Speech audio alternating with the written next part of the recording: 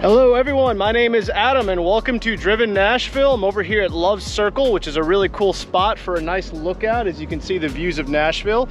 And you may be able to see also, we have a Ford Mustang Mach E, which is their new electric EV. Now, as you all know, I am a Tesla owner. I've got a Tesla Model S, I have a Tesla Model X. I personally daily drive the Model S, my wife drives the Model X. We do happen to own the performance versions of those cars, the P100D version, so we're familiar with the range, living the EV life, all the pros and some of the cons, right? So I'm extremely excited to review this car because this is really a new entry. It's a crossover, so it's in the most popular category. This is the premium version of the vehicle. It's in infinite blue metallic. It's got about 428 pounds of torque, 350 horsepower, has the 88 kilowatt battery in it. So in this video, I'm gonna do my best to show you the exterior. We're gonna go through the inside of the vehicle and show you the interior and talk about some of the quality. I really think Ford did a great job with the interior design and frankly, the exterior. It's not a bad looking car. Competes very well with the Model Y, in fact. And we're also going to take you for a drive so you can see how it performs. You know, there is this thing called propulsion sound, which is one of the unique features of it. It kind of sounds a little bit like a V8. So I'll show you that and give you my driving impressions. I'll try to demonstrate Ford's version of autopilot. Thank you as always for watching. Really appreciate it. It's a little warm today, and unfortunately, Brian, my videographer, could not make this video shoot. He ended up getting sick, so I'm gonna have to shoot most of this point of view style. So you're not gonna get really cool cinematic, sexy content like a lot of my other videos have, but please like and subscribe regardless. I look out for your comments. Thank you as always for watching. Let's get on to the next clip. The color is called Infinite Blue Metallic. I gotta say, I'm a huge fan of it. Look at the flake. It's a really good looking paint. And I could really see the design language of the Mustang coming through here in the headlights, as you can see. And then also as you come around here to the back, you can see the tail lights. And one of the things about the tail lights is when you go left or right, they do blink left or right, similar to your Mustang. Overall, I like the look of the car, I really do. It's a great looking crossover. Notice the slope line here, so this gives you that nice slender look, but at the same time you get the extra headroom here because this actually does continue back before it slopes off. A couple of other interesting features of the exterior. There are no doorknobs, as you can see. If you want to open the vehicle, you push this and that'll pop open. Same thing on the rear, push this and that kind of pops it open, and then that's how you enter. You do get a little bit of a plastic piece here, so you can smash your fingers here though. That's the only downside, so you got to be careful about that. But overall, I like the look of it. Here's your charger right there if you want to access it. Okay, so very easy. You just push, pops open. They have a whole different charging system than Tesla does. You have a little charge meter here, which is a really nice little handy feature. You get a massive front trunk, which I'll show you here in a second. This does have the 19-inch wheels. The particular spec of this car is the premium spec. So you do have 3 specs with the GT line coming. I like some of the way they did the, like when you actually drive the vehicle, you can see these massive humps here. That is kind of nice. And just overall, it's good looking. There's no really bad angles of the car. It's got that great, very practical, usable crossover shape that I think you're gonna love. All right, before we move into the interior, I did want to show you a close-up here of the wheels. These are 225 55 R19 wheels, and they excuse me, not wheels, but tires, and they're gonna be the same in the front and the rear. I do like the look of the two-tone. You kind of have this gloss and black on the wheel here, and I really like the look of the brakes. I mean, they got fairly large brakes on this vehicle. So yeah, let's go and take a look at the inside. These tires, just so you know, are Michelin. They're rated 540 tread wear and they're Primacy AS tires. If you are interested, these should last a long time with pretty good normal driving. All right, coming onto the inside of the vehicle here again, push that, the door will pop out. As you come in, this does have a pretty darn good looking interior, I have to say. This does have the B&O sound system. I will go ahead and show the window sticker here so you can see it. This is a premium version of the vehicle, all right? So it, you know, as like, I wanted to go over a couple of the highlights on the interior. So unlike the Tesla Model Y and unlike the Tesla Model 3, which I've reviewed, you do get a screen in front of you that displays your ground speed, the gear, your range. Unfortunately, you're probably gonna see it flickering a lot. Not much I can really do about that. On the inside of the screen here, you're gonna get this massive center console as well. The feedback of it is much better than the 2016 to roughly 2018, you know, with the version 1 hardware. I've upgraded my Model S to the new hardware, so this is definitely gonna be comparable to that. This is how you can change your different drive modes. You do have an actual physical button here, which allows you to control your volume. You know, you have a heated steering wheel in this particular car. Upgrades, you know, this does come with the carbon fiber, as you can see throughout the vehicle. The premium version does come with this very, very cool and very nice massive moonroof.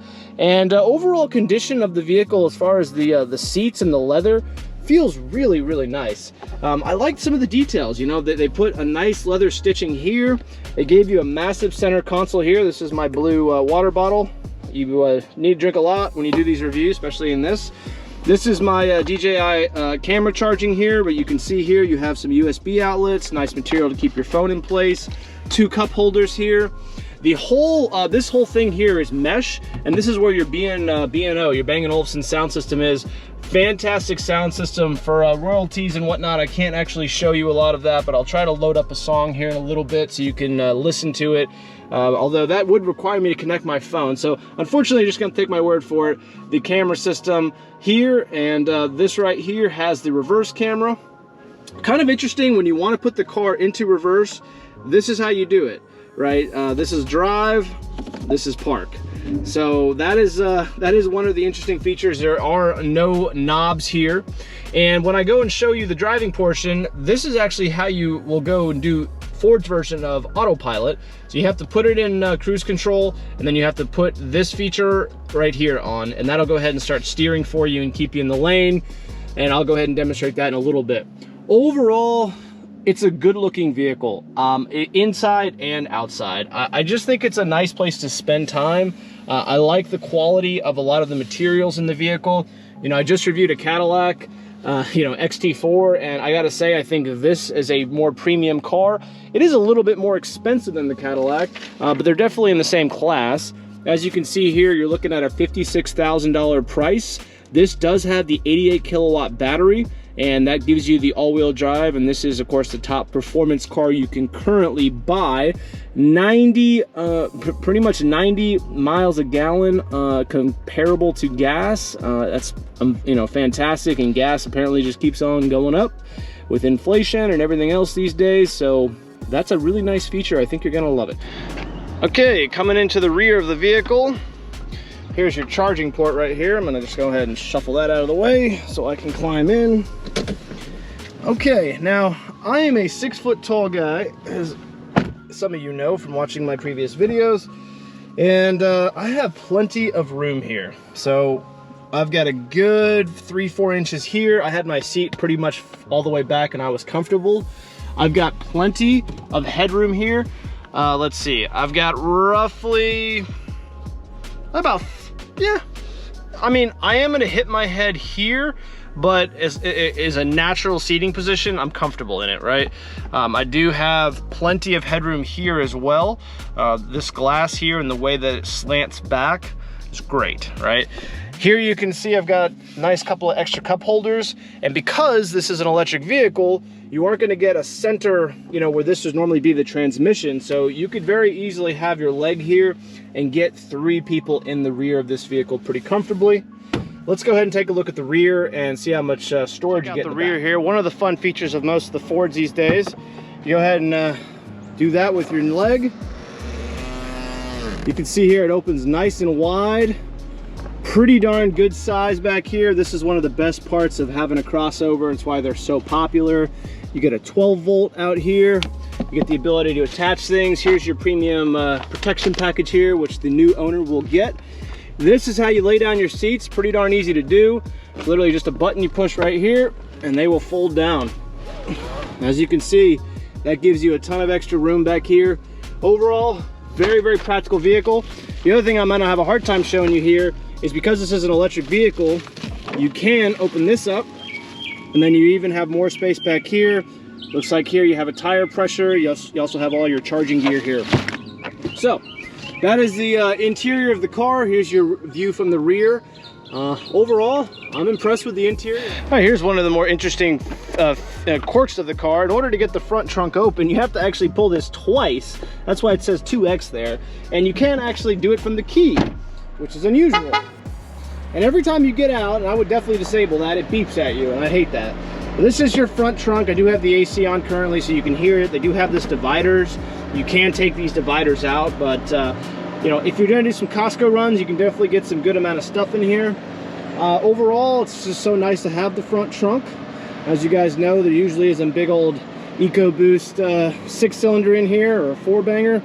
So one of the other things that's interesting is if you want to close it, you have to use pretty good force. So right now, as you can see, it doesn't close on its own. It's kind of annoying. So I'm gonna have to now go back in the vehicle. This is definitely one of the, I guess, the quirks of the vehicle that you're gonna have to just get used to. So now I'm gonna have to go 1, 2, and since I don't get the heart to honk at me again, I'm gonna go ahead and take the key. See if we can get this thing to shut. So now I know for sure it's open. All right, shall we see how much force it requires? Boom, closed. Definitely don't want to be ginger with it, I'll tell you. All right, let's go see how this thing drives. Get out. So you put your foot on the, you know, brake. You hit the power button. You get no engine turn on noise or anything like that. So just keep that in mind when you want to go into drive. You want to go here, put this all in, and you're good to go. So a couple of things right off the bat. I currently have it in propulsion mode on. What that means is you're going to be able to hear a little bit of a noise. And let me go ahead and turn the air down because I don't want you guys to hear a bunch of fan noise. So in order to do that, it's pretty easy. I am going to keep it on 2 though, because otherwise I am going to literally roast. It is humid today and it is hot. It's reading like 91 degrees on my phone, which, man, that's with the humidity, you know, it really bakes you. One of the interesting things about this car that I noticed almost immediately getting into it are the brakes are a little grabby. Like, I'm gonna try to apply them smooth right now. They're not easy. They remind me a lot of my old Infiniti Q50S Hybrid, which had regenerative braking, which used to drive me nuts because sometimes it would be very pleasant and then other times it would just grab the brakes and really cause your passengers to be like, dude, you know how to drive, kind of comments, right? This is the one downside I've noticed. They've got to tweak the brakes a little bit on this car. It's a little challenging just to get it smooth. We're currently in what they call unbridled mode. The drive modes are located here. So this is essentially your sport, this whisper mode. And I don't know if they were trying to do something like a horse. I'm not really sure. This should just say sport, normal, and you know, extra EV or long range or something like that. It does give you like a little description. This is an exhilarating drive. This right here saying seamless drive, calm and quiet, and this particular one says balanced, fun, and engaging. Notice here the 1-pedal drive, so I actually did not have it on. I'm gonna go ahead and turn that on. I think that should really help. One of the cool features about the car is when you're at a stoplight, it will not roll, so you just comes to a complete stop. I really enjoyed that feature of the car. And let's see if we can get on the highway here, and I'll go ahead and demonstrate. Oh, I'll tell you what, those brakes though, they're tough. They're really tough to be smooth, just right there. You know, I didn't necessarily want it to be that aggressive, and it was. And frankly, with the 1 pedal turned on, as you can see, it's slowing down pretty much to a stop, literally to a stop, and I didn't apply the brake once. So you're not really gonna need the brake that much, but if you do need the brake, you just make sure you keep that mode engaged. I think you'll be okay for the most part. All right, I want to go ahead and demonstrate the speed here. I'm going to try to get a little bit of space between me and Mr. Minivan here without this truck behind me giving all over my butt. Let's see. So here is full throttle in 3, 2, 1. All right, that's 70 miles an hour. Now you heard the propulsion system only when you got on the fuel. Now, if you want to turn that off, you can. I gotta say, I kind of like that feature. For anybody who is a little stressed out about the silence of EVs, well, they literally solved it. Because when you put your foot down, it makes an audible noise. And it's pretty cool. Sounds almost like a quiet V8. I actually think I could learn to love that feature. But anyway, let's go ahead and demonstrate the Ford version of autopilot here. So you're gonna go over here, pop that on, and now it is engaged. Okay, so I have my hands off of the steering wheel. It's driving itself. I set it to 58 miles an hour, and here you go. This is Ford's version.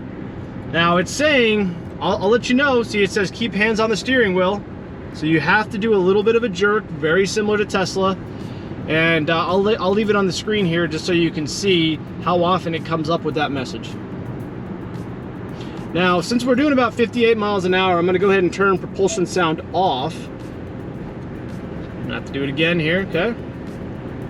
There's a little bit of wind noise. It's not a silent vehicle, but it's quite quiet. It's much more quiet than your gas internal combustion engine vehicle, okay? Let's see how it does here with this merging. So unlike autopilot, see, it gave me like the Jaws warning. So unlike autopilot with Tesla, it is not looking around. It is literally just keeping me in the lane. So Ford does not have full self-driving functionality at this moment, okay? But I gotta say, this feature of keeping me in the lanes is doing an excellent job. It's very smooth. If you're taking a nice long road trip, for the most part, this is really all you're gonna want. I don't see a lot of people really wanting to self-drive when they get off the highway. I know I pretty much use my self-driving features on my Tesla almost exclusively on the highway. When I get off the highway, especially me with the P100D version, I bought the darn thing to just enjoy the speed of it. So yeah, I do want to self-drive myself at that point, okay? But I just sped up using this button right here.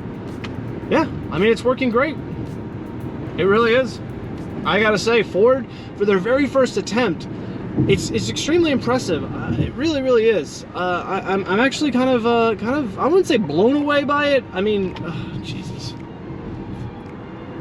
Hold on, this area always backs up. I have no idea why, but it always does.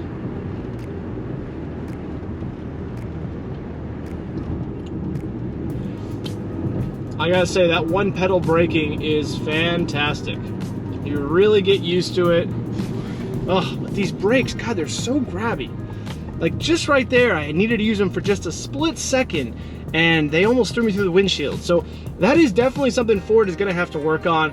I will say this again, you're not gonna use the brake a lot. You're probably gonna use it only a handful of times when you actually are driving, and it's mostly in an emergency stopping situation. Similar to Tesla, when you push a button, it does get rid of the, hey, are you paying attention mode on the screen, which is nice. All right, let's give it a little more electricity, shall we? That's full throttle, 70, 75.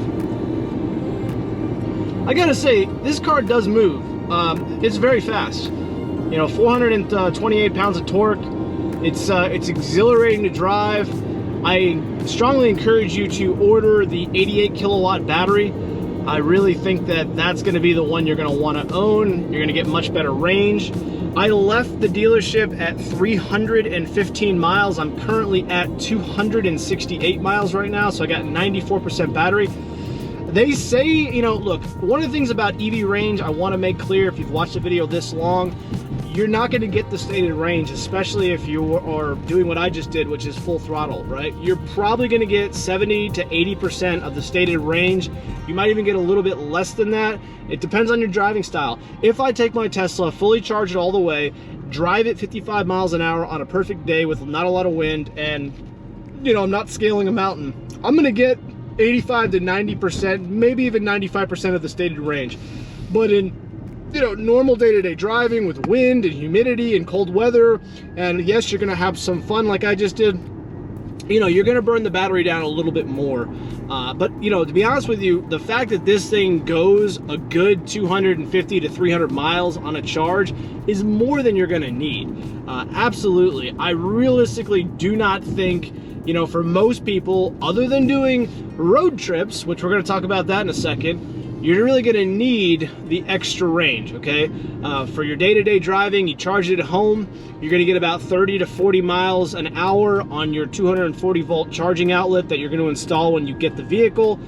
A 240 outlet, by the way, is the same thing as a dryer outlet. So, you know, just so you know. You know, it's fun to drive. Like most electric cars, it's a lot of fun. It's pretty darn tight, I will say. You can see it's got a little bit of play in the steering wheel here. But yeah, I'm aware. But you know, this right here does give you a little bit of, you know, fun, let's call it. I'm not saying it's gonna ride like your GT Mustang, but you know, it's a good car. I think you guys are gonna have a great time driving the car on a daily basis. All right, I've really enjoyed driving my Tesla, you know, and I think that this Ford nails it as well. It's got all the same driving, exhilarated fun, acceleration, good steering feel. The suspension is quite gushy. It's very comfortable. It's not an adjustable suspension, so it's just going to adjust to your different driving modes. I do want to go ahead and try it out here in regular engage mode. So let's go ahead and see how it feels. So the steering lights up just a smidge, all right? But it's still got a really good weight to it. It still gives me full performance, so it still feels very, very peppy, as I just demonstrated. Let's go ahead and get over into this lane.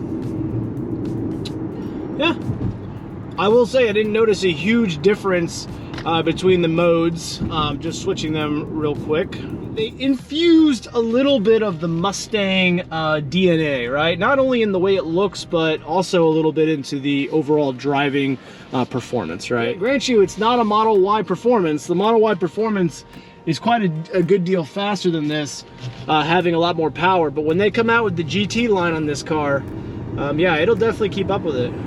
But it's not slow. I mean, there you go, right? I'm already doing 50 miles an hour, so you're gonna find, coming from a normal internal combustion, you know, SUV, this car is quite a good deal faster than you're probably used to, which is really just an overall positive. All right, guys, I hope you all enjoyed learning a little bit more about the Mustang Mach E. I know some of the controversy is calling it a Mustang. As a GT350R owner, I'm a little like turned off by the fact that they did call this a Mustang. This would have been a very good Lightning, or just the Mach E would have been fine with me. Ford Mach E, you know, and then maybe come up with like a Ford Mach E GT and Ford Mach E Premium like they've done. I mean, did they really need to degrade the name of the Mustang? I think that's been the big negative with all the journalists, and myself included. It just seemed like an unnecessary feature. Look, I'm a huge Ford fan, all right? And I think for their very first attempt at making an electric electric vehicle, they've done a really, really good job with this car. It looks pretty good. It's pretty darn fast. It's quiet. It's got that propulsion sound that I demonstrated, which is kind of fun. That's something Tesla doesn't even have, right? The lane steering works really, really well. I had a really good time with it. I felt safe with it, okay? It gets pretty good range. It's not quite up with the Model Y in performance and not quite in range, but it's very, very close. 88 kilowatt battery. I mean, they're doing pretty darn good for their very first attempt. I got to give them big kudos, right? I think they're bridging the gap closer than most every other manufacturer for the price. I'm not saying Porsche's Taycan, I'm not saying the e-tron aren't better vehicles, but they're also a lot more expensive, right? So this overall is a good mid 50K price. It's not cheap, but when you factor in no maintenance, you factor in no fuel, that really starts to drop your economical cost of the vehicle significantly. I mean, you're going to save $2,000 to $4,000 a year depending on how much you drive, especially with gas being $3, $50, $4 for premium these days. The electrics are making more and more sense, guys. So anyway, if you have any questions about the car, let me know. I'll do my best to answer them. I found out from the sales rep that you are about 4 to 5 months from getting one of these if you walked into Ford today to order one. So just keep that in mind because of the chip shortage and a lot of the other things they got going on. But I would highly encourage you to either order one of these now if you're in the market for an EV and you're looking for that crossover, which is very popular, or frankly, get on the list for the GT. Because that's going to be a good enthusiast-driven car. It's going to be, you know, very popular, get you a lot of attention. I noticed a lot of people were looking at this car when I was driving it. Okay, this is going to get you quite a bit of attention just because it's new. It's Ford. I think Ford has one of the best brands in the game, in the car game, to be honest with you. I think it's right up there with Tesla as far as the brand prestige. It might even be even better, you know, especially because it's just an American car. So driving it around here in Nashville, you tend to get a little more love being a good American brand. And don't get me wrong, Tesla's made in California, but for some reason, people in Tennessee just don't give any love to Teslas for the most part, in my experience. Now, if you're driving a nice Ford truck, or you know, you're driving one of these, yeah, you're gonna get some love, I'm telling you. That's just my personal experience, all right? So I hope you guys enjoyed the video. I love making these. I really enjoyed this car. Thanks again to Wyatt Johnson Ford for letting me take it out. And we'll catch you on the next video. Please like and subscribe. As always, thank you for watching. Sorry Brian wasn't able to make this video. We couldn't do really cool cinematic stuff, but I did my best. I'll catch you on the next one, guys. Talk to you later.